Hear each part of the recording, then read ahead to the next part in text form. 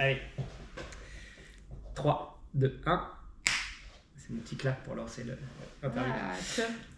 Salut les sportifs, c'est Armano et je suis très heureux de vous recevoir pour un nouvel épisode du podcast Devenir triathlète. Et comme vous le verrez si vous regardez la vidéo sur YouTube, on est en présentiel. J'ai la chance d'avoir une invitée qui m'a été présentée non seulement par un ancien invité du podcast, salut Philippe, et puis aussi par quelqu'un que j'ai rencontré par le plus grand des hasards quand on allait organiser un stage qui finalement s'est pas fait, mais restez en haleine, ça va se faire certainement au mois de mars. Bref, je suis très content de te tendre le micro, Laura Gauthier. Salut Laura. Salut Armano. Bon, ne t'inquiète pas, t'as pas besoin de bouger, c'est moi qui viens. Okay. Regarde, je me rapproche. Hop. Ouais, toi, tu bouges pas. Aussi, toi, tu vois, t'es bien, t'es détendu, t'es chez toi. D'ailleurs, je te remercie de nous accueillir. Pas de commentaires sur l'intérieur pour ceux qui regardent la vidéo. On a caché le linge, tout ce que tu traînais. C'est ça. T'as caché le néoprène dans la salle de bain, d'ailleurs, c'est sympa. Ouais, c'est clair, elle est en train de sécher. Parce que pour être transparent, on s'est dit qu'on allait quand même en profiter de se voir pour faire aussi un petit footing. Ouais. Donc, petit footing ce matin. J'ai eu la chance de me doucher chez toi. Et dans la salle de bain, forcément, on est chez les triathlètes. Il y a le néo, il y a le maillot de bain, il y a tout ce qui va bien. Il y a toute la panoplie, c'est vrai. Donc, si t'as besoin, c'est juste à côté. Ouais, alors par contre, t'as pas dû voir ma morphologie. Moi, je rentre pas dans ta combi. Ni dans cette émotion. Allez, on fait un petit trou derrière et puis hop, ça va passer, quoi. C'est bon. Écoute Laura, comme je le disais, je suis super content de pouvoir te tendre le micro, de pouvoir échanger avec toi. Ce que je te propose, comme je le fais avec tous les invités, c'est déjà de te laisser te présenter. Donc dis-nous tout, qui est Laura Gauthier ? Eh bien, je m'appelle Laura Gauthier, j'ai 33 ans, je vis à Toulouse depuis, je pense, une dizaine d'années, avec un petit passage à Périgueux, donc c'est un petit lien avec le triathlon, peut-être qu'on en parlera. Je travaille à Toulouse aussi, je suis ingénieure patrimoniale, donc je travaille dans la gestion de patrimoine, et je fais du triathlon depuis, on va dire, depuis 2017, voilà. Bon, 2017, ça veut dire que t'es plus une néo-triathlète, mais ça fait un peu moins de 10 ans que t'en fais. Ingénieur patrimonial, alors ça veut dire quoi ? On voit bien les banquiers, on voit bien les traders, on voit bien parfois les CGP, les conseillers en gestion de patrimoine, mais ingénieur patrimonial, ça veut dire quoi ? Un ingénieur patrimonial, déjà, j'ai été CGP, j'ai été banquière donc dans d'autres vies. Aujourd'hui, je me suis dirigée vers un parcours, vers un métier un petit peu plus technique. Donc l'ingénieur patrimonial, en tout cas là où je l'exerce actuellement. Donc je travaille avec des conseillers en gestion de patrimoine que j'accompagne sur leurs grosses affaires ou bien sur des thématiques un petit peu plus spécifiques avec des sessions d'entreprise, des transmissions organisées, peut-être intergénérationnelles et sur certains produits financiers, on en a parlé tout à l'heure, des fois un petit peu plus complexes, donc comme du capital investissement ou autre. Et donc j'essaie donc de travailler au mieux avec eux pour accompagner leurs clients du coup à la réalisation de leurs objectifs. Bon, et l'objectif c'est souvent épargner, investir, faire la culbute et puis défiscaliser aussi. C'est toujours une question de fiscalité au bout, quoi. Que ce soit une fiscalité successorale ou au titre de l'impôt sur le revenu, effectivement. Donc, en France, il y aurait bien des choses à dire. Donc, en tout cas, il y a du boulot et donc j'ai du travail aussi grâce à tout ça. Voilà. N'hésite pas si tu veux donner le nom de ton employeur, t'es pas obligé, mais si tu veux, tu peux lui rendre hommage. Oui, je peux le citer puisqu'on a le même avec Philippe Durand que tu as rencontré, qui est directeur d'agence. On travaille tous les deux à l'Union financière de France. Super, un petit coucou à l'UFF. Et à mon chef aussi. Laura, on se parle aujourd'hui pour parler de toi, de ton parcours, de tout ce que tu as fait depuis que tu as découvert le triathlon. Revenons un petit peu à la base. Déjà, quand tu étais petite, est-ce que tu étais sportive ? Oui, moi j'ai toujours fait du sport, j'ai toujours été très très active et très touche à tout. J'ai plutôt un parcours, on va dire, de gymnaste. Donc j'ai fait un peu plus de 10 ans donc, de gymnastique acrobatique. Et ensuite, petit à petit, en montant dans les études, donc, j'ai dû arrêter, j'ai dû changer. Donc j'ai fait du rugby à 7, du rugby à 13, du handball, 7 ans d'équitation aussi. Et ensuite, quand j'ai commencé mes études, on va dire, supérieures, j'ai plutôt arrêté tous ces sports-là puisque je voulais vraiment me concentrer à réussir mes études et à réussir donc, à étudier convenablement. Donc je me suis plutôt tournée vers la salle de sport. À l'époque, c'était pas trop connu, il n'y avait pas trop de filles dans les salles de muscu, mais moi j'aimais bien ça avec aussi les cours collectifs, tu sais, comme le body attack et tout ça. Et puis progressivement, je me suis mise à la course à pied. D'abord à la course à pied parce que je voulais m'entraîner pour le rugby, donc j'avais à cœur en tout cas d'entretenir mon cardio. Et puis un jour je me suis inscrite sur un 10 km, les 10 km de Paris, et puis ensuite pourquoi pas un semi. Donc évidemment quand on n'a pas trop d'expérience, on passe 6 mois à s'entraîner, 6 mois à se blesser, voilà, donc finalement pour que la moitié de l'année. Et voilà comment un petit peu mon parcours sportif. Alors pour la gym, je vois, c'est bien pour ça que tu as à peu près la même taille que moi. Mais comment tu as fait pour faire rentrer tout ça, 10 ans de gym, du rugby à 7, du rugby à 15, de la muscu, de la course à pied dans 33 ans? Comment tu fais?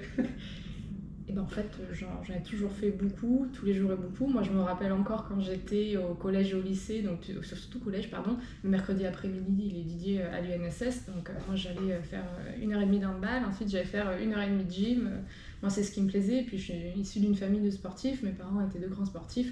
Donc, en fait, on a toujours eu cet ADN-là et on a toujours eu l'habitude d'intégrer justement le sport, même si c'est du roller, un peu de tennis, en tout cas, le fait de bouger, d'avoir une activité physique, en tout cas dans le quotidien. Donc, c'est plutôt, on va dire, un mode de vie. Voilà. Moi, puis on en parlait un petit peu en off, et je l'ai vu en allant dans tes toilettes, décidément, à le temps de la maison. Ton papa était médecin, Ouais. ça faisait partie donc le sport faisait partie de l'hygiène de vie, il faisait partie aussi de ses recommandations, de ses prescriptions en tant que papa et en tant que médecin.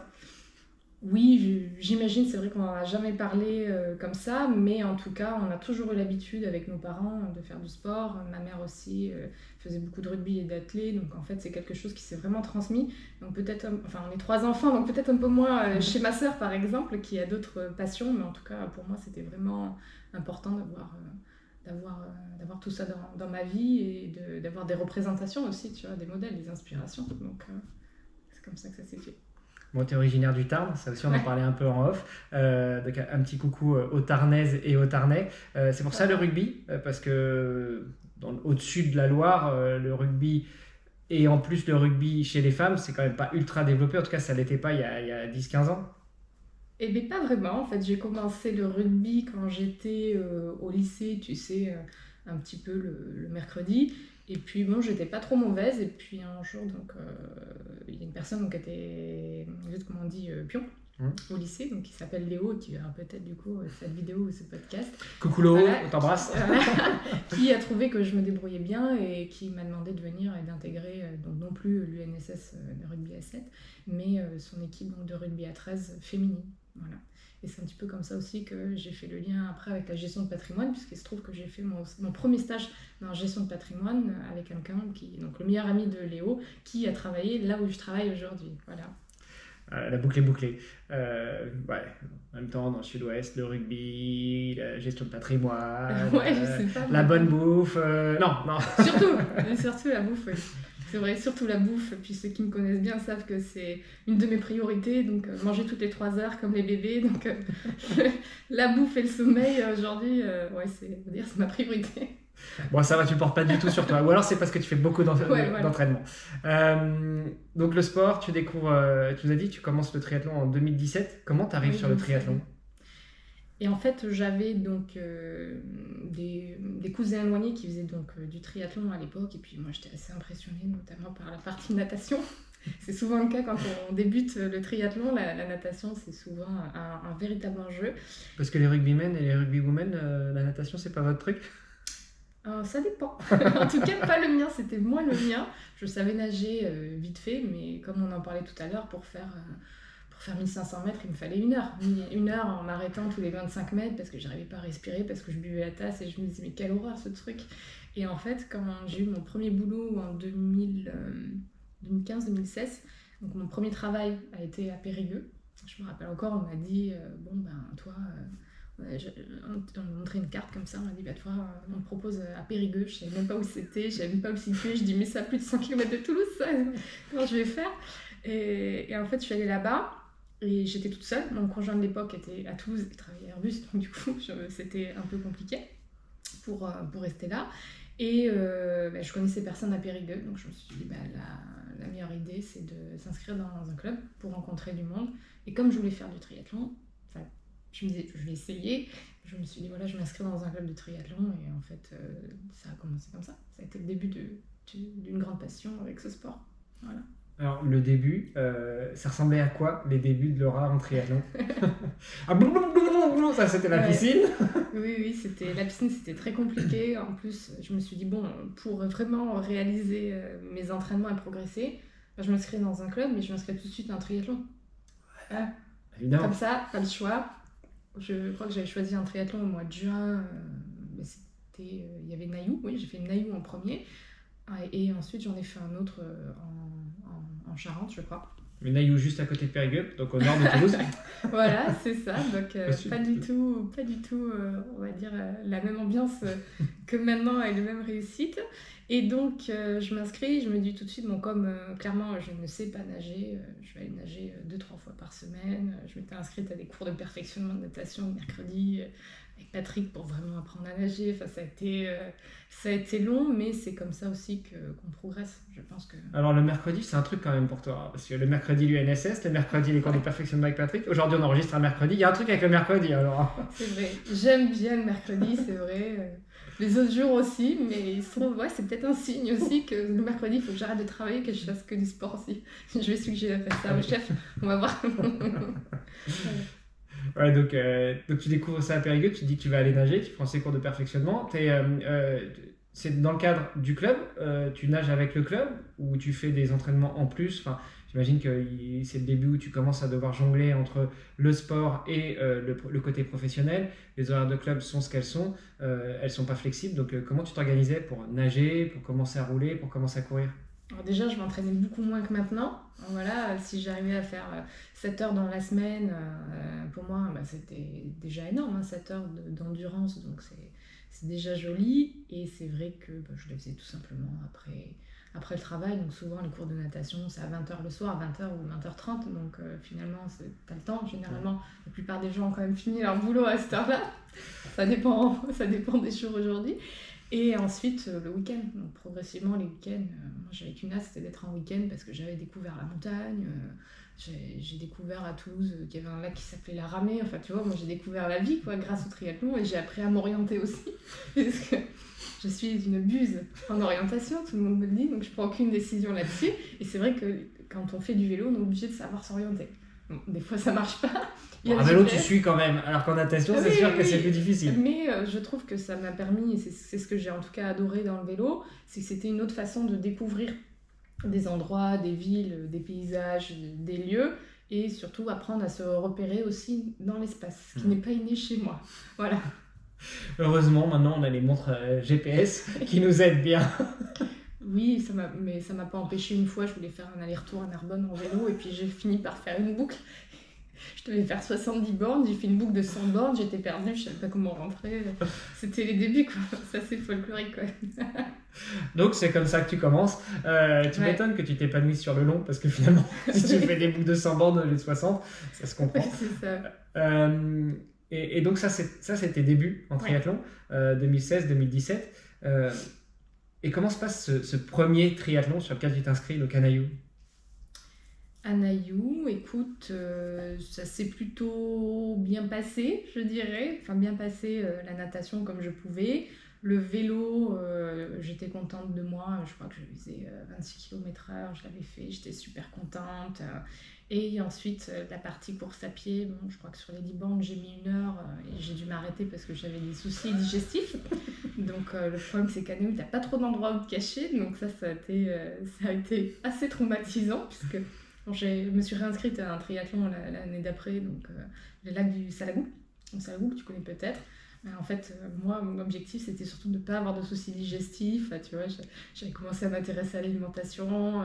Je m'étais renseignée, j'avais pris un diététicien sur 3 mois pour être sûre que mon alimentation, le jour J, ça allait et que j'aurais pas de problème. Et en fait, j'en ai plus, mais ça s'est bien passé. Ça m'a donné en tout cas le goût de l'effort. Voilà. Bon, alors pour la petite précision, pour la petite histoire, quand je suis arrivé tout à l'heure, juste avant qu'on aille courir, tu m'as proposé un café. Donc tes problèmes digestifs, à mon avis, ils viennent peut-être aussi de là. Non, le café, il n'y a jamais de mauvais moment pour prendre un café. Ça, c'est clair. Mais, donc premier tri, deuxième tri, ça va.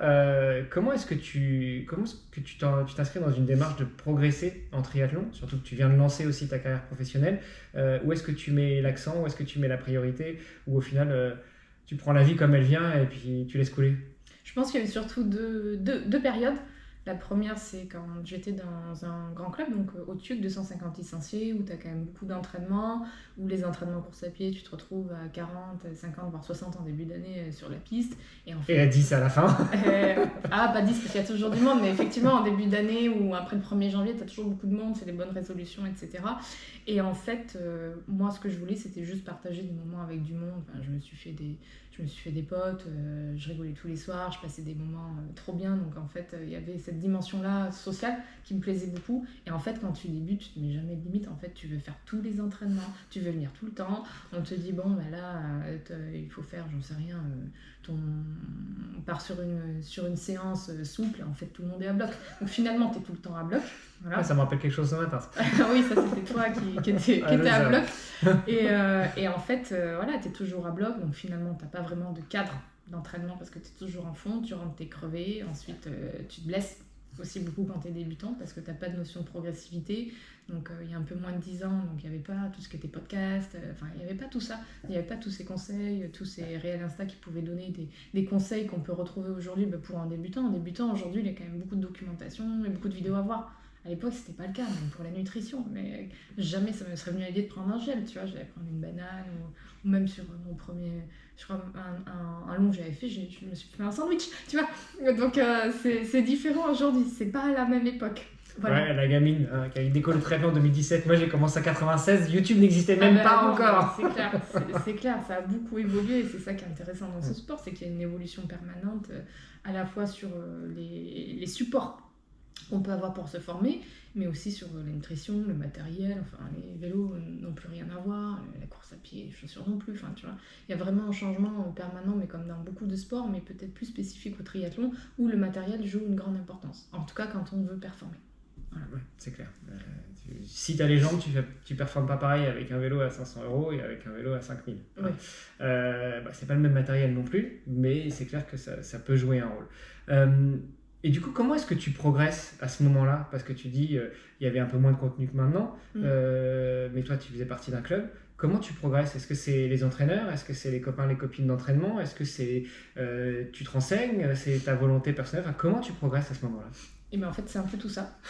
Non, mais c'est vrai, c'est un petit peu un mix de tout ça. Et puis tu rencontres des bonnes personnes qui te donnent des conseils. Un jour, tu rencontres un entraîneur qui t'a fait débloquer quelque chose en natation. On avait en tout cas une super coach de natation qui s'appelle, je ne sais pas si elle est encore, Laetitia, qui en fait te donne les bons éducatifs, qui te regarde bien, qui t'aide en fait à progresser.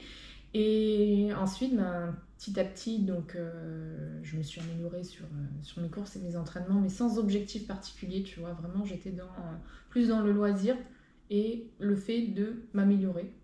Et puis un jour, donc, j'ai commencé à me faire entraîner par un premier entraîneur pour réaliser l'Ironman de Nice en 2019. Donc j'ai mis un petit peu un pied dans un cadre. Voilà, comme en plus j'étais très scolaire, ça m'allait bien. Et quel confort de se lever le matin et de voir que sa semaine est prête. Il faut juste l'organiser dans l'agenda et mettre ses entraînements dans l'agenda, mais tout est fait, il n'y a plus qu'à suivre, faire un retour. Donc à l'époque, il n'y avait pas TrainingPeaks ou Nolio, tu vois, c'était des tableurs Excel que tu renvoyais, donc c'est quand même pas pareil. Mais déjà, j'ai mis un pied dans un cadre, donc j'ai commencé à progresser comme ça. Et ensuite, donc c'est mon nouvel entraîneur, donc, Nicolas, qui a commencé à m'entraîner. Et en fait, j'ai vite progressé parce qu'en fait, quand on a rencontré la bonne personne qui nous convient en termes d'entraînement, en fait, ça peut que matcher. Voilà. Et c'est surtout être à l'écoute de soi et à l'écoute des conseils. Il faut être prêt à écouter et pas faire n'importe quoi aussi. Faut suivre. Petit coucou à François et Alexandre de Noyo, ils seront contents de savoir qu'en 2019 ça n'existait pas encore. Je crois qu'ils ont lancé en 2017. Ah oui, mais c'était peut-être tous les entraîneurs à cette époque-là ne travaillaient pas sur cette plateforme. Voilà, j'essaie de me rattraper, mais non, mais c'est un budget aussi, tu vois. Donc à l'époque, ça se faisait pas trop encore. Maintenant, je sais pas si qui travaille avec un tableur Excel, je sais pas. Peut-être ceux qui n'ont pas Internet, je sais pas. Non, mais tu vois, c'est quand même beaucoup plus répandu aujourd'hui de travailler avec des plateformes qu'à l'époque ça l'était, puisqu'entre-temps, tu as quand même des études scientifiques qui sont sorties pour aider aussi à comprendre ces plateformes-là. C'est bien d'avoir tous les graphiques, mais si tu sais pas comment les analyser, parce qu'en fait, en France, on n'est pas encore là-dedans, c'est compliqué, quoi. Voilà. C'est vrai que c'est la plus-value de l'entraîneur avec ce type d'outils, de pouvoir analyser le suivi de la charge, le suivi de la fatigue, tous ces éléments-là qui sont captés par nos objets connectés, qui sont captés aussi par le ressenti que tu vas renseigner après chaque entraînement, ou même sur des jours de pause, ton ressenti à la fin de la journée, qui va suivre ton activité au quotidien, et ça va permettre en tout cas de nourrir tous ces algorithmes pour avoir un suivi de la charge et de la fatigue. Et c'est des éléments qu'effectivement il y a 10-15 ans on n'avait pas. Oui, on n'avait pas ça, et en même temps tu avais quand même beaucoup d'athlètes qui s'entraînaient au ressenti et sans fréquence cardiaque et qui performaient aussi. Mais je pense qu'à un moment donné, si on va aller plus loin dans la démarche, et surtout éviter de se blesser, parce que je pense sincèrement que si on veut performer dans le triathlon ou même dans un domaine d'endurance ou d'ultra-endurance, ce qui compte c'est d'être constant. Mais c'est vrai, c'est la constance. Et donc le fait de ne pas se blesser, parce que dès qu'on se blesse, en fait ça nécessite de récupérer, de revenir progressivement. Donc c'est vrai que j'ai beaucoup appris par rapport à ça, et je préfère aujourd'hui, quand je sens une petite douleur, faire moins ou m'arrêter, que de forcer comme une débile et puis me blesser et mettre 3 semaines en fait à revenir en fait. Donc je suis plus à l'écoute de mes sensations. Oui. Tout le monde est différent. Mais merci de le dire. Bon, déjà, on est toujours le plus mal chaussé, le cordonnier est toujours le plus mal chaussé, donc on peut donner des conseils, mais de temps en temps, on a tendance à les oublier. Mais c'est vrai que cette clairvoyance aussi, de se dire, là, si je commence à sentir une douleur, si je commence à être blessé, il vaut mieux s'arrêter tout de suite, être pris en charge, se faire soigner si c'est nécessaire, et faire une pause de 1, 2, 3 semaines plutôt que de continuer à tirer sur la blessure et puis au final te retrouver arrêté pendant 2, 3, 6 mois ou de foutre en l'air une saison, que tu cherches des records, des podiums ou simplement que tu cherches juste à t'amuser, parce que finalement quand tu es un amateur et que tu vas juste sur des compétitions pour concourir contre toi-même, ça en va aussi de ton équilibre personnel, de pouvoir t'entraîner et de pouvoir t'aligner sur des courses, ce que tu peux plus faire si tu es blessé. Oui, c'est sûr, donc c'est une dimension qui est hyper importante, surtout quand on fait de la course à pied, c'est là où on se blesse le plus facilement. Donc des fois on a beau être fort en course à pied, si on débute, malheureusement il y a une progressivité à respecter. Voilà. Bon, progressivité toute modérée quand même, parce que toi tu commences le triathlon donc en 2016, tu fais ton premier tri en 2017 et tu passes sur Ironman en 2019, donc 2 ans après. C'est quand même rapide comme progressivité. Oui, en fait, j'ai fait mon premier Ironman à 27 ans parce qu'en fait, j'avais une copine à l'époque qui avait fait son premier Ironman à 27 ans et elle m'a dit, Laura, à 25 ans, il faut que tu fasses ton premier Ironman. Et comme pas du tout influençable. Mais en fait, à l'époque, en plus, on était partis entre copines en Malaisie et donc j'étais en Malaisie, elles m'ont tout dit, bon, vas-y, il faut s'inscrire, et puis il y en a une autre qui s'est inscrite et je dis, bon, moi je m'inscris avec toi et on s'est inscrits toutes les deux voilà, sur l'Ironman de Nice à l'époque. Comment tu organises ces 2 ans ? Enfin, déjà, ton inscription, elle se passe combien de temps avant la course ? Et puis, comment se sont passés ces 2 ans de progression jusqu'à l'Ironman ? Je me suis inscrite fin août 2018. Ouais, donc tu avais 1 an, quoi. Voilà. Et l'Ironman de Nice, c'était en juin, je crois, fin juin, à l'époque. Écoute, en plus, je crois que j'avais changé de boulot à l'époque. Ouais, je crois que j'ai changé de travail. En plus, j'ai pris la présidence d'un club de triathlon. Et en fait, du coup, j'ai eu beaucoup de choses à gérer cette année-là. La chance que j'avais, c'était d'être bien accompagnée par un entraîneur. Donc ça m'a beaucoup aidée. Et en fait, j'ai vraiment découvert le triathlon longue distance à cette époque, quoi. Enfin, faire des sorties de 27 bornes, ça me paraissait quand même assez fou quand je voyais les gens faire ça. Des sorties en vélo de 27 bornes. Oui, vélo. Et en fait, ça m'a vraiment fait découvrir, je dirais, l'entraînement.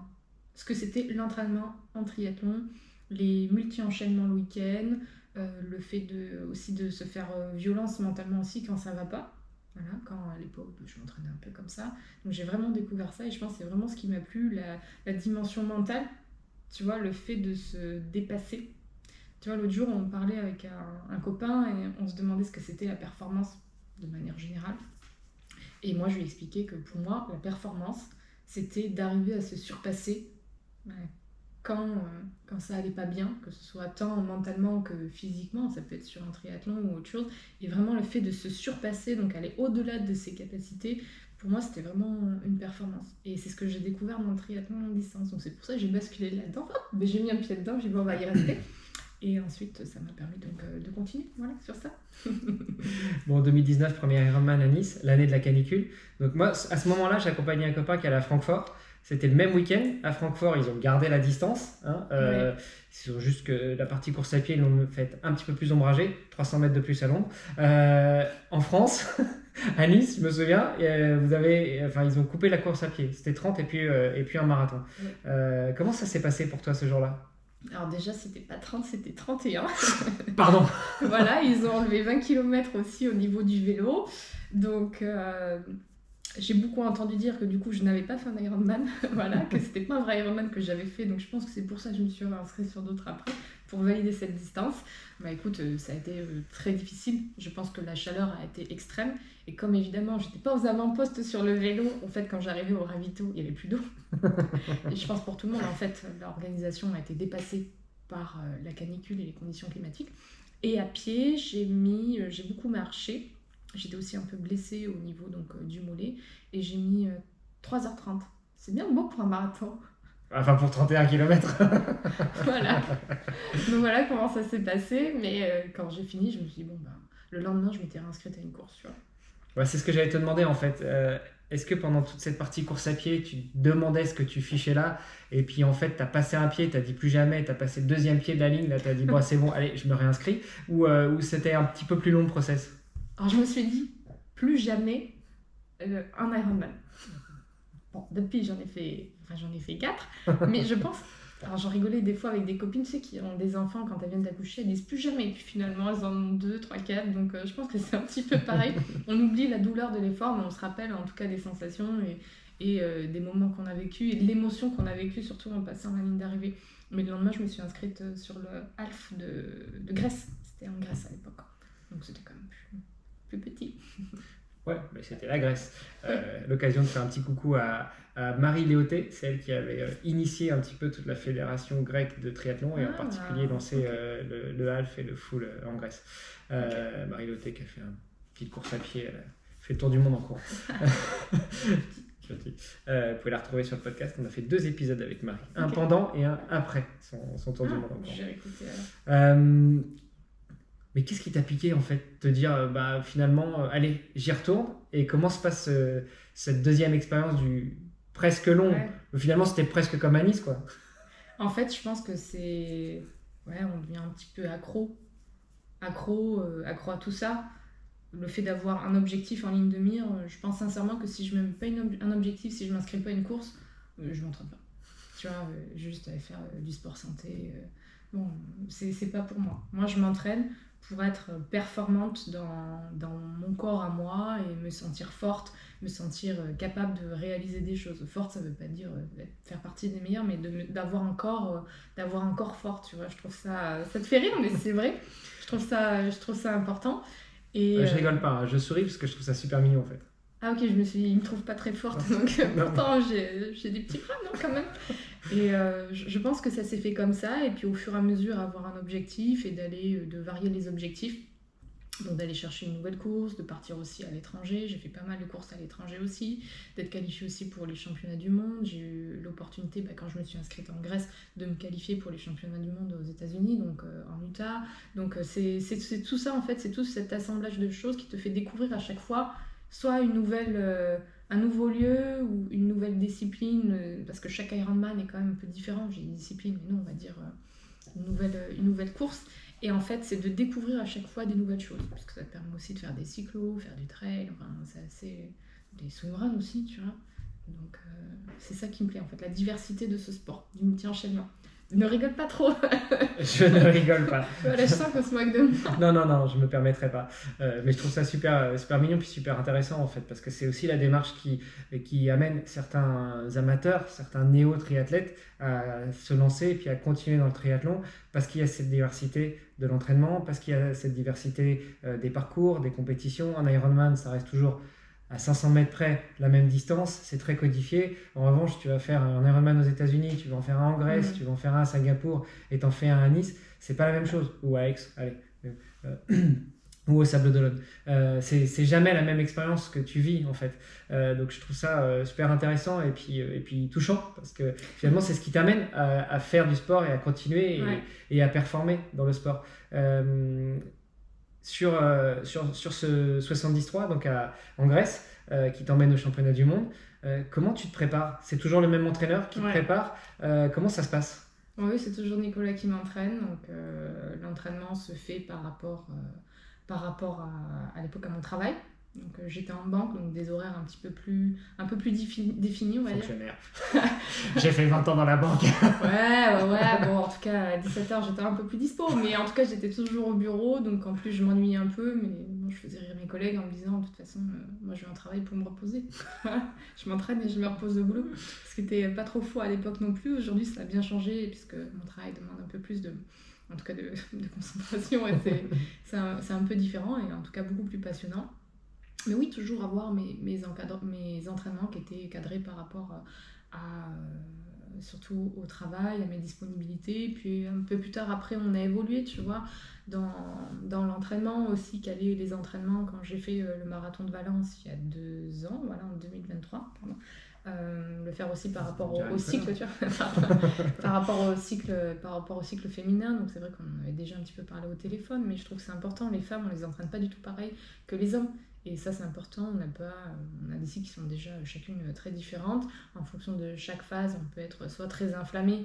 Donc à ce moment-là, il ne faut pas rajouter de l'inflammation non plus pour éviter de se blesser. Et il y a des phases comme les phases folliculaires ou les phases d'ovulation où on va être très fort. Donc là, on va pouvoir passer des grosses séances. Donc en fait, ça, c'est vraiment cet aspect-là. C'est les détails comme ça, moi, qui me plaisent, tu vois, dans la discipline. Pouvoir peaufiner ces petits détails-là, en fait. Tu vois.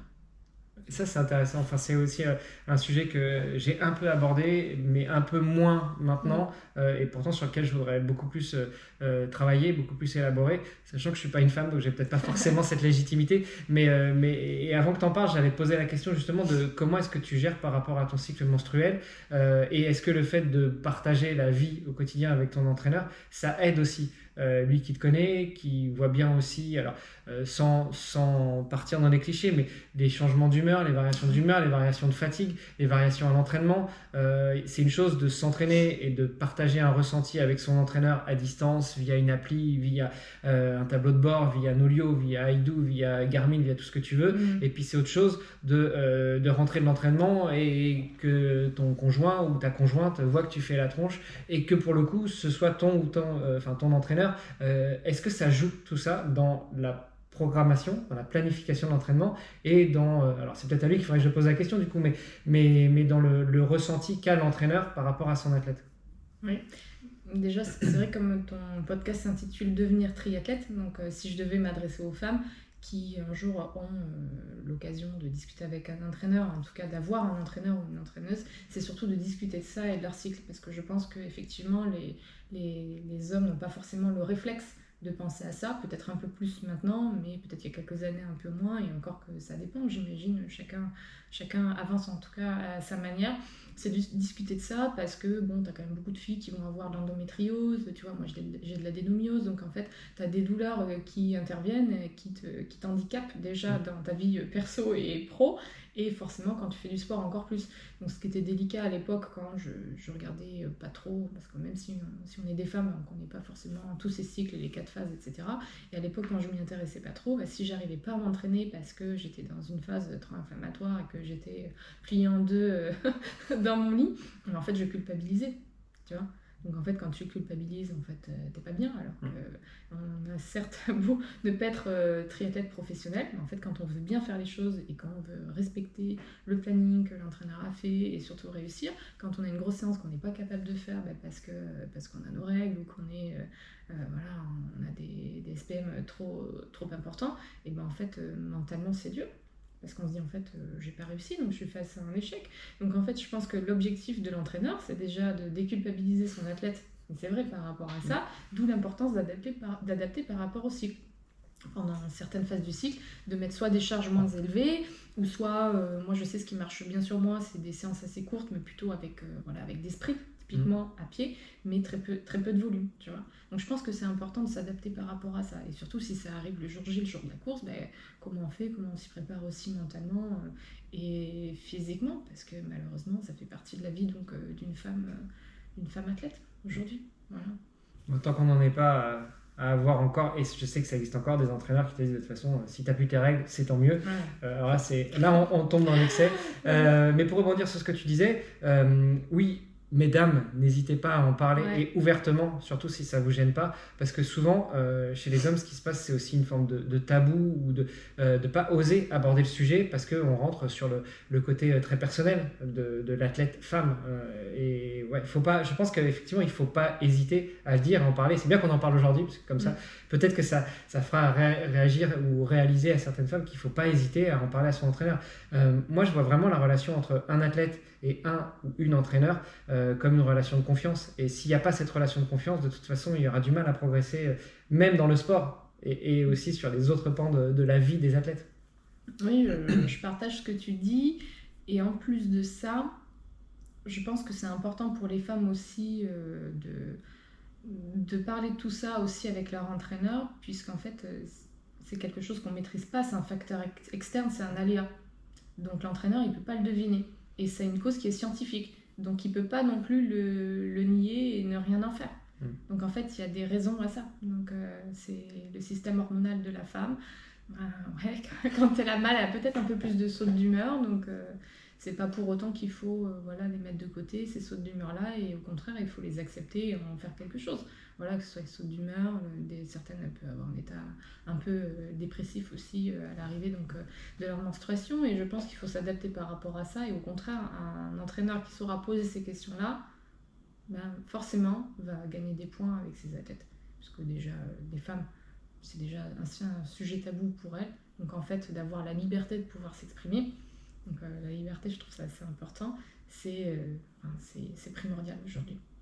Ouais, puis au-delà de ça, il y a aussi tout le côté hygiène de vie. Quand vous avez vos règles ou quand vous êtes entre deux cycles, vous pouvez avoir plus ou moins faim, plus ou moins fatigué, plus ou moins d'énergie, tu l'as dit tout à l'heure. Et donc tout ça, ça va impacter aussi l'entraînement. Enfin, si tu fais une petite sortie entre guillemets et que tu te mets à dévorer tout ce qu'il y a dans le frigo, ça n'aura pas le même impact. Déjà, peut-être sur ton état d'esprit, sur ta sérénité vis-à-vis de tout ce que tu vas avaler, et puis aussi sur ton corps de manière générale. Et c'est peut-être tout simplement juste parce que tu es en phase prémenstruelle et puis que d'un seul coup, tu te mets à avoir une fringale, quoi. Alors que tu n'es pas sorti faire une sortie de 60 km qui s'est transformée en 100. Enfin voilà, tout ça, c'est des éléments à prendre en compte aussi et sur lesquels il faut échanger avec l'entraîneur.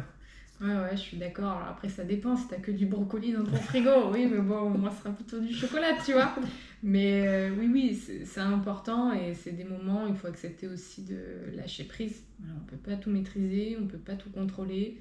Et je pense que ça, c'est le plus dur, surtout pour moi, de pas tout contrôler. Mais il faut l'accepter, sinon après, on se fait des nœuds au cerveau et on s'en sort plus, quoi. Voilà. Et pour revenir sur la question que je te posais tout à l'heure, sans appuyer sur le sujet, mais est-ce que partager ta vie avec ton entraîneur, ça facilite aussi les choses aussi à ce niveau-là? Je dirais oui, non.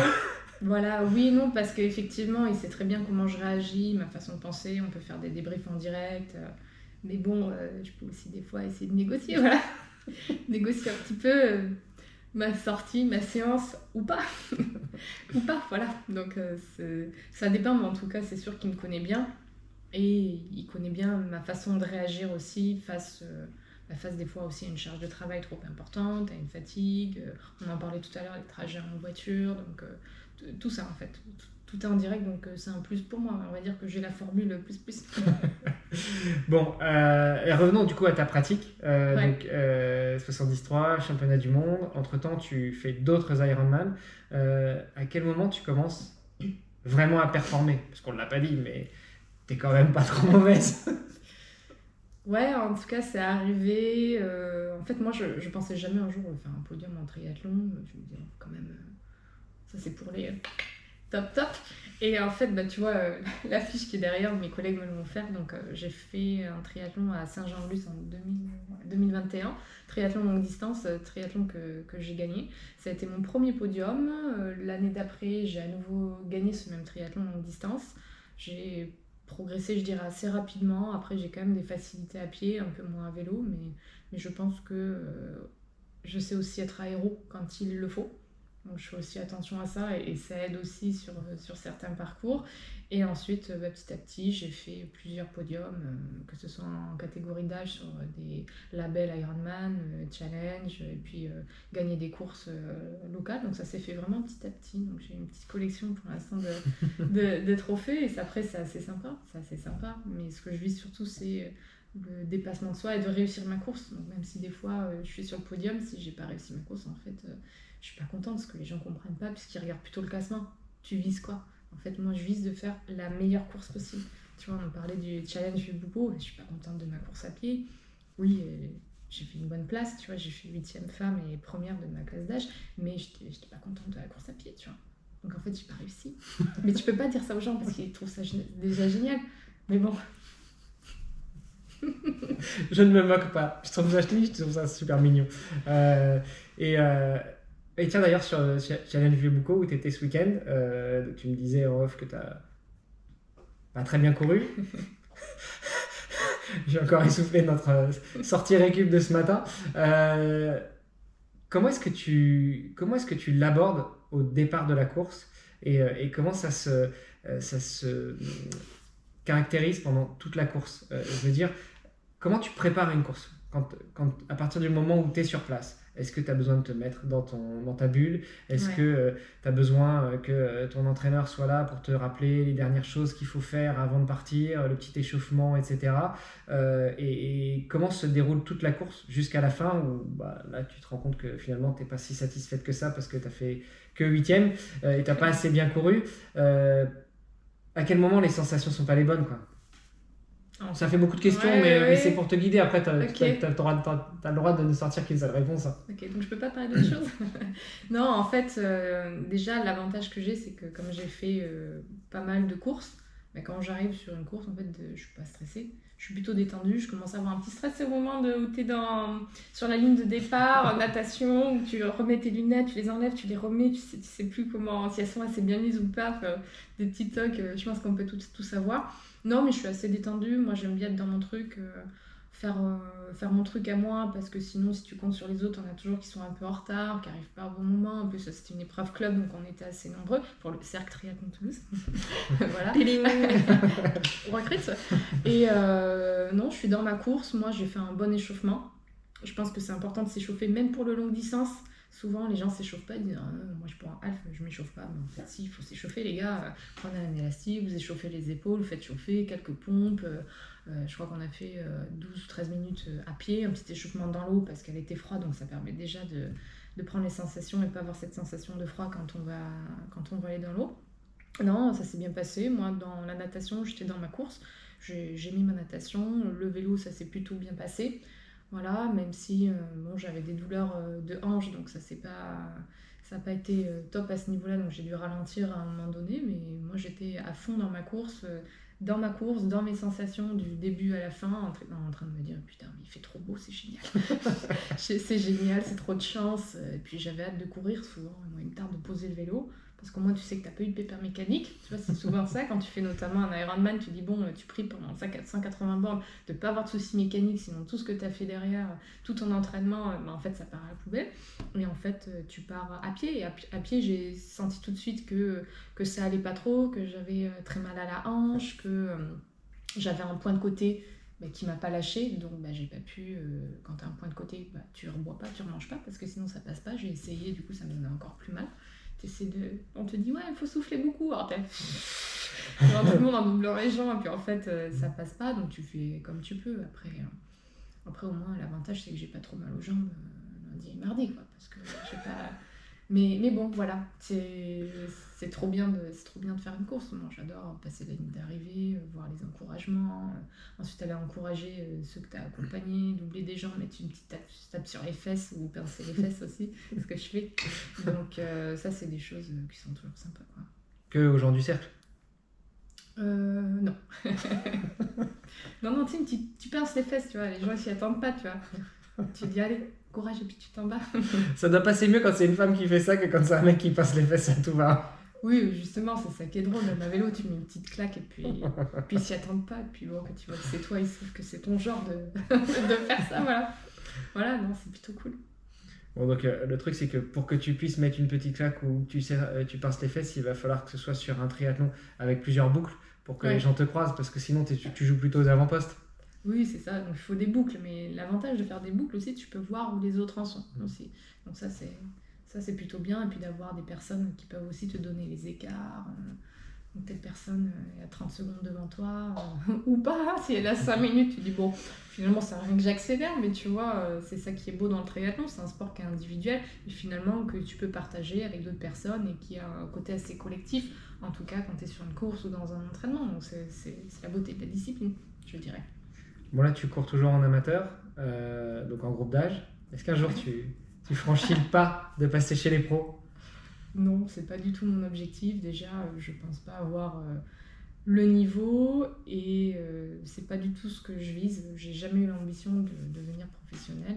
Donc pour moi, c'est vraiment important que ça reste un loisir. on en parlait tout à l'heure, le fait de ne pas avoir de contraintes. Moi, ce qui est important pour moi, c'est d'avoir la liberté de me dire qu'à tout moment, si j'ai pas envie de m'entraîner, je m'entraîne pas, ou si je vais arrêter le triathlon, j'arrête. Alors que dès l'instant où tu passes professionnel, en fait, tu es obligé d'avoir des contraintes. Et je pense que c'est pas mon truc, tu vois. Et pour autant, je m'entraîne tout le temps. Mais au moins, moi, ma priorité, c'est mon travail, c'est ma vie personnelle. Et le sport, disons que c'est un plus qui prend beaucoup de place, certes, qui est omniprésent, mais ça reste du positif et surtout de la liberté de pouvoir s'entraîner et de se faire plaisir. Fais gaffe, hein, parce que si tu continues à gagner, à un moment, Ironman et Challenge, ils viennent te chercher en te disant bon, maintenant, ce serait bien d'upgrade. Oui, bon, peut-être que... Non, mais vraiment, c'est pas... Je pense que je répondrais pas, j'aurais pas vu passer. mais non, c'est vraiment pas mon objectif. Et puis, j'aimerais faire un petit peu plus de courses locales. En ce moment, c'est vrai que je suis beaucoup partie sur des labels. Déjà, c'est un budget, surtout à l'étranger. J'ai passé pas mal d'argent là-dedans. Et maintenant, cette année, j'ai eu plus à cœur de faire des courses en local pour représenter justement les clubs qui s'investissent pour nous, pour les athlètes, pour pouvoir les laisser aussi s'exprimer sur des courses, tu vois. Donc, je trouve ça important. J'en profite, je le place à chaque fois que je peux, mais va voir du côté du Haute-Marne Triathlon. Ils ont du cours aux longues distances, c'est au mois de juillet, et profites-en. Va voir, et puis Nico, on te fait un petit coucou, n'hésite pas à contacter Laura pour lui proposer une place pour l'année prochaine. Mais tu sais que tout ce qui est au-dessus de Toulouse, c'est le Nord. Hein, mais je sais. Voilà, Non, c'est vrai que je regarde pas du tout les épreuves qu'il y a dans le Nord, sauf autres pays, tu vois. L'Allemagne, la Slovaquie, tout ça, donc ouais, pourquoi pas découvrir. J'ai une question qui m'échappe, mais ça reviendra. Du coup, toi, tu as dit que tu étais une femme d'objectifs, tu aimes te fixer des objectifs. C'est quoi tes prochains objectifs à aujourd'hui ? Là, c'est les championnats du monde de Alpha Ironman qui ont lieu le 8 novembre, donc dans un peu moins d'un mois, à Marbella. Voilà. Et après, l'objectif que j'aimerais bien avoir l'année prochaine, c'est Roth. Mais j'ai pas réussi à avoir de place, elles sont parties en 13 secondes. Je comprends pas, il me semblait avoir mis moins. Mais voilà, j'aurais aimé faire Roth, refaire un Ironman cette année. Parce que cette année, j'avais trop de boulot, trop de contraintes, on va dire, professionnelles pour m'entraîner pour un Ironman. Et l'année d'avant, du coup, j'en ai fait 2, puisque j'ai fait l'Autriche et je me suis qualifiée pour Nice, qui était mon objectif. Et là, j'aimerais bien repartir sur un Ironman l'année prochaine. Mais du coup, si je fais pas Roth, je sais pas lequel me fait envie, tu vois, me fait rêver. Tu vois, il faut que la course, elle me fasse rêver. Tu vois, Roth, ça me faisait rêver, je l'ai fait en 2022. Ça me faisait trop rêver, enfin, quand je voyais les vidéos YouTube. Et puis, t'es déjà allé à Roth ? Alors moi, j'y suis jamais allé, mais effectivement, c'est mythique comme course. Ok, bah déjà, c'est une erreur de ne pas être allé à Roth, Hermano. Ce qui est top quand t'es à Roth. Enfin, ce qui est top, oui et non, parce qu'après, tu veux plus faire d'autres courses. Parce que c'est trop bien. Déjà, t'arrives là-bas, t'as du café pour tous les spectateurs. Enfin, on a quand même des milliers sur la course. Tu vas à la natation, t'as un stand de gel si tu veux prendre un petit gel avant de partir faire ta natte. Sur le côté de la natation, dans le canal, tous les 100 mètres, t'as un panneau qui te donne la distance. Tu descends ton vélo, c'est comme pour les pros, on te prend ton vélo et on t'amène tes affaires, tu vois. Donc, je me rappelle ma T2, ouais, j'ai mis 1 minute 10, tu vois. On m'a tout donné et c'est rigolo. Dans les temps que tu as, j'ai été 10e sur la T2, 10e de Roth. Tellement ça va vite, tu vois. Tu donnes ton vélo, on t'aide à mettre tes chaussures et bah t'es prête, quoi. Tu vois. Donc, du coup, faut y aller, quoi. C'est parti. Donc, Roth, c'était vraiment une course qui me faisait rêver. Et ensuite, l'Autriche aussi. Ce qui est très très beau, ils ont le parcours natation, c'est magnifique avec le lac, c'est vraiment trop trop beau, le parcours vélo il est magnifique, donc tu vois ça me faisait rêver. Et après ce qui m'a fait rêver c'était de participer au championnat du monde à Nice, puisqu'en fait c'était la première et la dernière fois pour les femmes, c'était à côté de la maison, j'avais déjà fait le parcours, donc j'avais quand même une petite revanche à prendre sur le temps. C'est un parcours que je connais bien, c'est à côté, tu peux y aller juste 3 jours sans prendre une semaine et poser des congés, donc c'est plutôt top. Et donc voilà, il faut que je trouve une course qui me fasse rêver l'année prochaine pour pouvoir m'inscrire. Mais je le trouve. Le Haute-Marne Triathlon. Oui, tu disais que là tu prépares Marbella, du coup. Juste, j'ai trouvé ça trop mignon quand on en parlait tout à l'heure quand on courait. Il t'a dit quoi ton chéri ? Bah, il m'a dit écoute, t'as 4 semaines, pendant 4 semaines, tu t'occupes de rien, moi je fais tout, et toi tu penses juste à travailler, dormir et t'entraîner, quoi. Voilà, j'ai dit bon, bah super. Voilà, bon, je fais quand même un peu de ménage parce que bon, Voilà. Mais après, non, il s'occupe de tout et moi, je m'occupe de moi. Voilà. C'est vraiment tellement difficile. Hein. Ça doit être bien de vivre un petit peu cette vie de sportif professionnel, même si tu veux pas passer chez les pros. Ouais, alors après ces 4 semaines, là, dont une semaine où je récupère un peu de vieux boucou, il y aura une semaine d'affûtage, donc ça va vite arriver, quoi. Mais c'est quand même agréable de pouvoir se dire on partage la vie avec quelqu'un qui comprend pourquoi je m'entraîne. Parce que je pense que c'est pas évident dans tous les couples, que beaucoup de couples aussi se sont séparés à cause du triathlon, j'en connais, parce que c'est pas évident d'accepter que cette discipline et ce sport qui est très contraignant, c'est tous les jours. Si tu veux performer, tu as 3 sports, il faut que tu t'entraînes moins de 3 fois dans chaque sport, tu vois, à minima. Et donc, il faut que l'autre comprenne et accepte. C'est pour ça que souvent, quand je vois des copains, puisque c'est quand même un sport qui est beaucoup plus masculin, tu vois, au club, on a quand même beaucoup d'hommes qui s'engagent sur un Ironman, il faut que leur femme, elle soit d'accord. Parce qu'il faut qu'elle comprenne pourquoi, que le dimanche, il va s'en aller pendant 7 heures pour s'entraîner et que les enfants, il va pas pouvoir s'en occuper le matin. Donc, il faut vraiment que ce soit une décision de couple de s'investir dans cette expérience, en fait, qui est le triathlon distance, quoi. Il faut accepter. Ouais, il faut accepter. Normalement, je me renseigne pas trop sur mes invités parce que je veux que ça reste très smooth et puis que l'audience découvre mes invités en même temps que moi, sinon on est un peu biaisé. Mais bon, comme ce matin, on a passé 1 heure ensemble à courir, tu m'as raconté quelques trucs et tu m'as dit notamment que tu avais pris des fonctions au-delà d'être présidente du TUC, donc Toulouse Université Club. Tu avais pris aussi des fonctions au niveau de la Ligue Occitanie. Ça veut dire quoi, être dans une ligue de triathlon? Pour toutes celles et tous ceux qui se posent la question, pour qui c'est très mythique, on fait quoi? Alors pour le coup, moi j'avais pas autant de temps libre que d'autres, donc je faisais comme je pouvais. Je m'occupais surtout, j'étais vice-présidente de la Ligue Occitanie de Triathlon, donc après c'est juste un titre, puisque en fait en soi c'est surtout le président qui fait beaucoup, la trésorière et les salariés qui en fait c'est leur travail. Quand tu es bénévole c'est un peu plus difficile, et en fait la Ligue, son rôle c'est de développer le triathlon, les épreuves et les écoles de triathlon. Donc moi tu vois typiquement ce que j'aimais bien c'était les réunions, donc les conseils d'administration, les réunions avec les présidents de clubs, parce que ça permettait de voir un petit peu le côté off du triathlon, discuter avec les organisateurs d'événements, ceux qui ont des clubs qui marchent bien, tu vois, pour écouter leurs conseils pour les autres, savoir aussi comment s'organise la vie en général, comment marche la vie de la fédé, comment marche en fait tout l'écosystème du triathlon. Moi c'est vraiment un truc qui me tient à cœur, donc je suis encore dans le conseil d'administration, mais pour l'instant depuis le début d'année j'ai pas réussi à faire une réunion, à chaque fois j'ai un déplacement ou autre, donc ça tombe mal. Mais moi, c'est des choses qui me plaisent, tu vois, donner mon avis, puisque aussi, tu as quand même, dans ces instances-là, comme ça prend beaucoup de temps aussi, voilà, pour le président Thibault Lallemand, il est un peu moins sur les épreuves aussi. Donc, moi, on va dire mon point fort pour ça, c'est que je participe aux épreuves. Donc, je peux donner mon avis de l'intérieur. Voilà, la course s'est passée comme ci, comme ça, les organisateurs comme ci, comme ça, ce qui était bien, moins bien, à changer, les arbitres, machin. Et je trouve que c'est important de donner son avis en tant que triathlète au-delà de spectateur, tu vois. Intéressant. Bon, j'en profite pour faire un petit coucou à Thomas Hameau qui était aussi à la Ligue. Puis qui encore. Et puis finalement, la Ligue Occitanie, elle est assez vaste parce que l'Occitanie, c'est assez grand, assez large. Donc ça représente un territoire qui va d'où à où, des clubs qui vont d'où à où et globalement. Typiquement, tu as toute la partie anciennement Midi-Pyrénées et ensuite ça englobe jusqu'à Montpellier, quoi. Donc voilà, c'est vaste. C'est pour ça qu'il y a quand même 2 pôles. Tu en as un à Balma et un du côté de Sète, donc où tu as plusieurs salariés qui travaillent à différents endroits pour développer les 2 parties en fait, de l'Occitanie, puisque comme tu dis, c'est un territoire assez vaste. Voilà, mais c'est quand même beaucoup de clubs, beaucoup d'adhérents. On a une ligue qui est quand même très dynamique en France.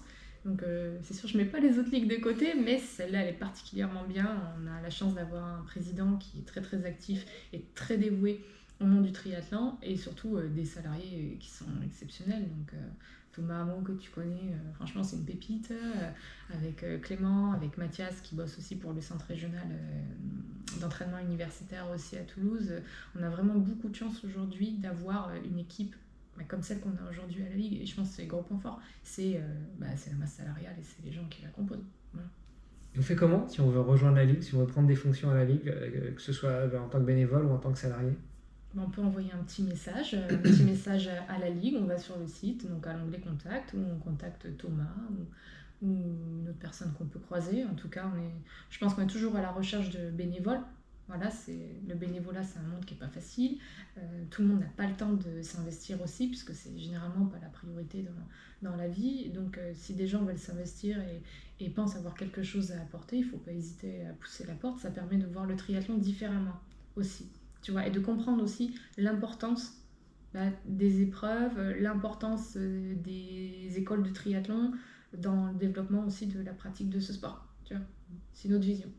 Ouais, on le dit souvent quand on incite les gens à être bénévoles sur des courses.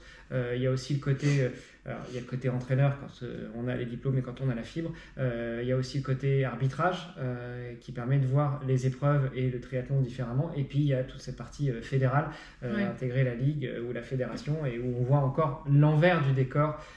Et ça doit être super intéressant quand même. Oui, en fait, il y a deux façons de voir les choses. Un, je suis consommateur.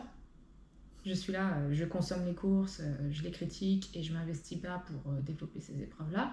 Deux, j'accepte de rendre ce qu'on m'a donné un jour, tu vois. Parce que si on n'a que des consommateurs, en fait, on n'a pas de course. Non, mais c'est vrai. Mais bon, après, on les voit vite, ces gens-là. C'est vrai. Bon, il y a quand même beaucoup de consommateurs à la Fédération française de triathlon parce que c'est quand même une fédé. Enfin, le triathlon est assez développé en France, pas que le triathlon d'ailleurs. On parle aussi pas mal du swimrun, sachant que la France est le seul pays où le swimrun est rattaché à une fédération qui est délégataire de ce sport. C'est quand même assez actif, il y a beaucoup de pratiquants. Et la Ligue Occitanie doit générer quand même pas mal de pratiquants aussi, donc il y a quand même beaucoup de consommateurs. Il faudrait qu'il y en ait un peu plus qui s'investissent, qui s'impliquent, non ? Oui, on aimerait toujours. Après, je pense que déjà, la chance qu'on a, c'est au niveau de la Ligue et donc de Thomas ou encore Clément qui y travaillent, c'est qu'ils sont là aussi pour accompagner les clubs. Voilà, un club un jour, même une personne veut ouvrir un club, veut organiser des épreuves, il peut trouver un support auprès de la Ligue. Donc évidemment, ça ne fait pas tout, mais en tout cas, il saura avoir une écoute attentive à la Ligue Occitanie pour l'aider à développer au mieux son épreuve et d'avoir aussi les bons contacts, les bons partenaires pour l'organiser, ne serait-ce que le chronométrage, s'il a besoin aussi du parc à vélo, de tout ce matériel, en fait la Ligue le prête, donc, ou encore du camion pour amener effectivement tout ce matériel. Donc en fait aujourd'hui on a la chance d'avoir un bel accompagnement. Alors certes on peut toujours faire mieux, mais on peut aussi des fois se contenter de ce qu'on a et qui marche bien. Voilà. Bon, écoute, j'avais pas forcément prévu de parler de la Ligue, mais c'était l'occasion de tendre un peu le micro d'une certaine manière à la Ligue. Ouais. Revenons à toi. Donc là, tu nous as dit quels étaient tes prochains objectifs. Tu penses que tu vas rester dans le triathlon combien de temps, Laura ? Écoute, je sais pas trop. Tu vois, pour être honnête, cette dernière année, j'ai eu beaucoup plus de difficultés à sortir le vélo toute seule. On a malheureusement vécu un drame au club avec un copain, Antoine, et d'ailleurs je fais un gros bisou à Sarah si elle écoute, qui malheureusement a eu un accident de vélo avec une voiture. Et depuis, je pense qu'on est quand même assez nombreux à avoir du mal à partir rouler seul. Et tu vois, j'en discutais, je crois, hier avec des clients. On parlait du vélo et je disais que je me voyais à terme peut-être juste arrêter le vélo parce que je trouve ça trop dangereux. T'as beaucoup de gens qui te frôlent, qui sont sur les téléphones, qui font pas attention. Et tu vois, typiquement l'autre jour, j'étais à table, il y avait une collègue à côté de moi, elle me dit « Mais moi, quand il y a deux cyclistes qui roulent un côté de l'autre, je fais exprès de les frôler. » Tu vois, en fait, t'entends ça, tu sais que ça sert à rien de batailler avec ces gens-là. Ouais, c'est quand même le moment où tu te lèves de table, tu l'en découvres. Non, ça je vais être obligée de couper, je peux pas le laisser. Non, en plus tu vois, je suis encadrante, donc je peux pas me permettre d'avoir ce type de discours, mais quand j'ai essayé de chercher à comprendre. Alors, comprendre pourquoi ils disaient ça. Elle me dit, mais en fait ils me font chier sur la route, ils sont deux à côté, ils ont pas le droit. Donc je lui explique qu'en fait ils ont le droit d'être deux côte à côte. Et voilà, j'ai dit, tu te rends compte, si t'es en frôlant et que tu le touches, déjà non seulement toi t'as de la ferraille, mais lui il a rien, donc tu peux le tuer. Mais en plus, toi, toute ta vie, tu vas le payer, quoi. Elle me dit, ouais, mais je m'en fous, en fait, moi, ça m'emmerde, ils sont sur la route, j'aime pas les cyclistes. Et en fait, ça m'a fait réaliser qu'en fait, donc, parmi les gens qui te frôlent à vélo ou qui te klaxonnent ou autre, t'en as qui font pas exprès, mais t'en as d'autres, c'est volontaire. Et en fait, quand je suis sortie de cette discussion, c'était il y a un mois à peu près, en fait, j'ai eu peur, tu vois. Je me suis dit, mais ces gens-là, ils sont dangereux. Ils sont dangereux et c'est volontaire. Tu le vois des fois quand certains, ils te doublent, ils te frôlent, quand ils ont fini de te doubler, ils s'écartent. Mais t'imagines pour un débutant ? Un débutant qui maîtrise pas encore son vélo, qui fait un écart de route parce qu'il y a un trou, parce qu'il essaie d'attraper son gel, il n'a pas maîtrisé son vélo ou sa gourde, ou qui se retourne et du coup il s'est décalé. Enfin, t'imagines comme c'est grave ? Et en fait, la route est dangereuse, donc en fait c'est à la fois du bonheur de se sentir libre sur la route, mais il y a un aléa qu'on ne maîtrise pas, c'est les voitures en face. Donc en fait, je sais pas à combien de temps je ferai du triathlon, mais en tout cas j'ai envie d'en faire le plus longtemps possible. Mais je me vois bien plus tard basculer plutôt sur du trail, enfin, longue distance ou des trucs comme ça, à cause justement de la dangerosité de la route. Voilà. Le swimrun, oui, il faut nager. Et tu sais nager, bon, même si c'est marqué là, 39 minutes pour 1900 mètres. Oui, et on m'a dit qu'il y avait la transition, voilà. Je blague. Non mais je suis tout à fait d'accord avec toi, et hasard du calendrier ou pas, l'épisode que j'ai publié hier avec Enis Mansour, il revient justement lui sur son accident de vélo alors qu'il préparait son premier triathlon, coma, amnésie, etc. Donc ça commence à devenir le point noir du triathlon, c'est comment s'entraîner en vélo sur la route, sur les voies classiques, alors qu'il y a tout un tas de tarés ou de gens qui font pas exprès, qui font pas attention et qui vont te shooter. Et combien on entend de plus en plus de gens qui ont ce type d'accident, quoi. Oui, c'est vrai qu'il y en a beaucoup, et comme on est de plus en plus nombreux sur la route, ça veut dire que ça multiplie quand même les risques d'accident. Et en fait, c'est grave, en fait, tu vois. Moi, aujourd'hui, tous les jours, je pense à Antoine, tu vois. Tous les jours, il n'y a pas un jour où je pense pas à lui. Donc en fait, il faut trouver la meilleure façon de s'entraîner, de pratiquer sa discipline comme ça, tu vois. Et je crois que c'est le lendemain ou 2 jours après l'Ironman de Nice. T'as un athlète qui est... de Nice, le Tessin, je crois. Le Tessin, là, dans le sud, où t'as un athlète professionnel qui s'est fait écraser à Nice, tu vois. Donc, le mari de Lucie Biram, je crois qu'elle s'appelle. Donc, en fait, c'est grave, tu vois. C'est en plus, tu fais ta passion et tu peux pas la pratiquer comme tu veux. Tu vois. Écoute, il ne reste plus qu'à notamment la Ligue Occitanie à faire des belles pistes cyclables juste réservées aux vélos qui traversent toute l'Occitanie. Ce serait une solution ça pour les triathlètes pour s'entraîner, non ? Ouais, après je pensais plutôt d'investir dans un bon entraîneur et dans un abonnement Netflix, quoi, tu vois. Au moins t'es safe quand t'es tout seul pour faire ta séance, surtout le soir, là où il y a le plus de monde qui roule. Voilà. Bon, après, moi, ça fait qu'un an que je suis à Toulouse, et c'est vrai que... Alors, je parle pas des cyclistes, je parle plutôt des cyclistes urbains qui, eux, sont aussi très souvent complètement... Cow-boy.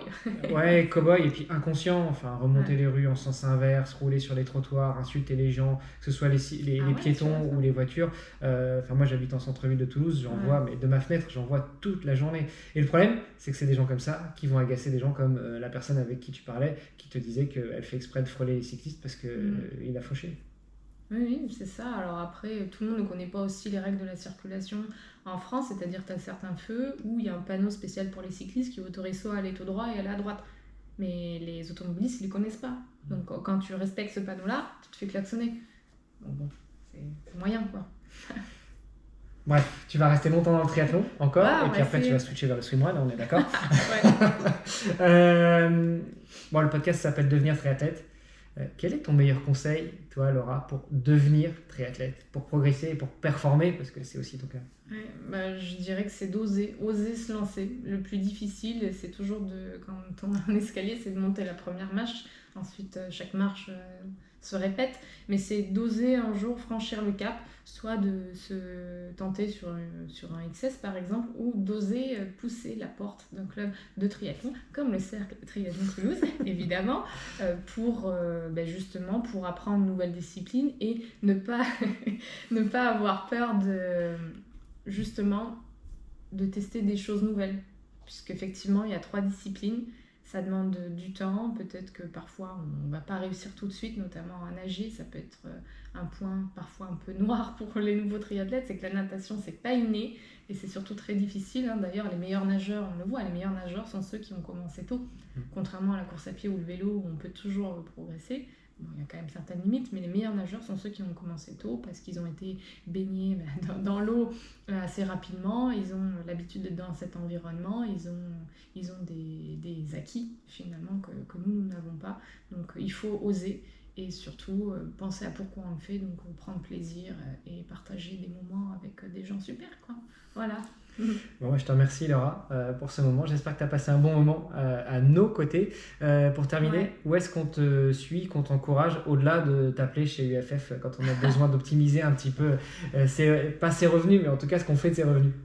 Oui, très simplement, déjà merci à toi, j'ai passé un bon moment. C'est vrai qu'on ne se connaissait pas trop, on a eu l'occasion d'échanger au téléphone, donc merci de m'avoir en tout cas donné la parole sur certains sujets qui étaient importants aussi. Et je dirais que j'ai une page Instagram en privé évidemment qui s'appelle Laura GTR, donc lo.ra, puisqu'il y a beaucoup de Laura GTR, lo.ra.gtr, voilà, pour Gauthier. Et qui est en privé, mais j'accepte du monde aussi pour pouvoir partager quelques moments, même si j'ai pas trop le temps de le faire. Mais voilà. Ou sur Strava, voilà. Ouais, puis sur LinkedIn aussi. Et puis de toute façon, je mettrai tout dans les notes de cet épisode. Merci beaucoup Laura. Et merci beaucoup à toi. À bientôt, à Marbella. Ouais, tu seras à Marbella ? Non, mais pour les autres, pour ceux qui y seront. Ok, tu suivras ça, je t'enverrai les résultats, c'est très cas. Voilà. Ça marche, merci beaucoup.